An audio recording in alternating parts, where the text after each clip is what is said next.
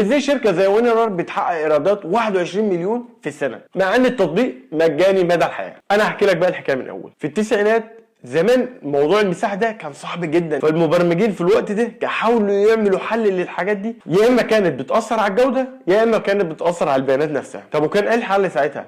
ظهر بقى مطور روسي اسمه روجين راشال، يا رب اكون بعرف انطقه صح، سنة 1993 قدر يحل المعادلة دي ان هو يقلل المساحة بدون التأثير على البيانات، وكمان قدر يعمل عليها باسورد. عمل براءة اختراع وتم اصدارها سنة 1995، وبعد كده مسك اخوه الاسكندر الادارة، وفضل البرنامج ينتشر لحد ما وصل ل 500 مليون مستخدم. البرنامج ليه منافسين كتير، فهو عايز يستحوذ على اكبر عدد من المستخدمين، فقال الاسكندر هيبقى البرنامج مجاني لمدة 40 يوم. طب وبعد ال 40 يوم هيبقى مجاني برضه مدى الحياة، عشان هو عارف ان الناس هتعمل قرصنة عليه وهتخليه ببلاش، فقال عشان يكسب الناس دي يخليه ببلاش احسن، والرسالة تفضل تظهر لك ان انت عايز تشتري بس هو مجاني. طب برضه انت ما قلتلناش هو ما بيكسبوا فلوس منين؟ في بعض الناس بتشتري ودي القله، انما المكسب الاكبر بيجي لما شركه كبيره تروح مستعمله البرنامج ده. الكلام بقى ده مش بيطبق عليها، بياخدوا 6 دولار على كل جهاز في الشركه. طبعا شركه كبيره ولا اسم